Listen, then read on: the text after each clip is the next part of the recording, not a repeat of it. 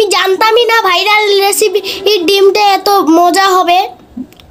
খায়ে আমার মনে হচ্ছে যে 100টা ডিম খায় ফেলি, এত মজা ছিল যে আমি 100টা কি 1000টা ডিম খায় ফেলতাম।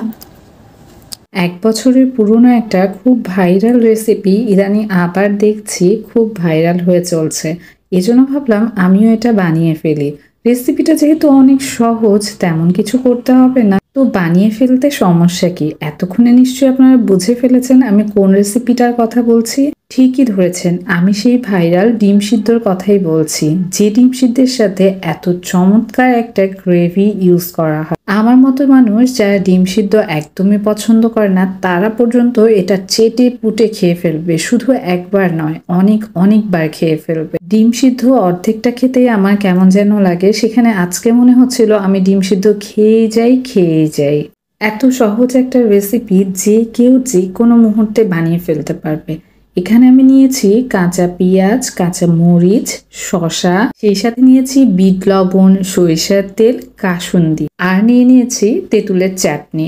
আপনারা যে কোনো ব্র্যান্ডের তেঁতুলের চাটনি নিয়ে নিতে পারেন, চাইলে আপনারা বাসায়ও বানিয়ে নিতে পারেন, তবে আমি এত ঝামেলা করিনি তাই কেনাটাই ব্যবহার করেছি। একটু সরিষার তেলও দিয়ে দিলাম। সবগুলো মিশ্রণ এত চমৎকার করে মেখে ফেলেছি, মাখার পর আমার মনে হলো ডিমে দেওয়ার আগে এটা একটু টেস্ট করে নেওয়া দরকার। টেস্ট করার পরে আমার মনে হলো টমেটো সসটা আরেকটু বেশি আর তেঁতুলের চাটনিটা আরেকটু বেশি দিলে এটা খেতে বেশি মজার হবে। ফাইনালি সবগুলো উপকরণ একসাথে দিয়ে দিলাম। এবার এটা পারফেক্ট হয়েছে। উফ, আমার তো দেখেই জিভে জল চলে আসছে। আমি তো সকালে অনেকগুলো খেয়েছি, কিন্তু ভয়েস ওভার দেওয়ার সময় আমার মনে হচ্ছে আমি আরো কয়েকটা খেয়ে ফেলি। ট্রাস্ট মি, এটা এত চমৎকার হয়েছে। যেহেতু আমরা বাসায় 10 জনের মতো এটা খাবো, তাই এতগুলো ডিম এফোর্ট করা আমার পক্ষে সম্ভব নয়। আমি সবগুলো ডিম অর্ধেক করে ভেঙে ফেললাম। একে একে সবগুলো ডিমের উপর গ্রেভি দিয়ে দিলাম। আর ফাঁকা যে ডিম দুটো দেখছেন, সেটা হচ্ছে আমার কন্যার জন্য আর ইতুর জন্য। ওদেরকে এত সব গ্রেভি দেয়া যাবে না। এটা লুকসটা দেখলেই এতটা ক্রেভিং হয়, মনে হয় এখনই গপাগপ 2-3টা ডিম খেয়ে ফেলি। আলহামদুলিল্লাহ সবাই এটা খেয়ে এত বেশি পছন্দ করেছে।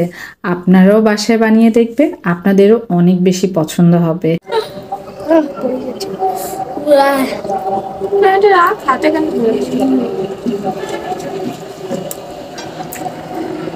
কেমন হয়েছে? ব্যাস, আমার জাস্ট এতটুকুই ভালো লাগে। আমি বিভিন্ন রেসিপি বানাবো এবং সেটা খেয়ে মানুষ আমার প্রশংসা করবে। আজকের ভিডিওটা এতটুকুই। সবাই ভালো থাকবে। আমার রেসিপিগুলো আপনাদের ভালো লেগে থাকলে লাইক, কমেন্ট, শেয়ার করে পাশেই থাকবেন। আসসালামু আলাইকুম।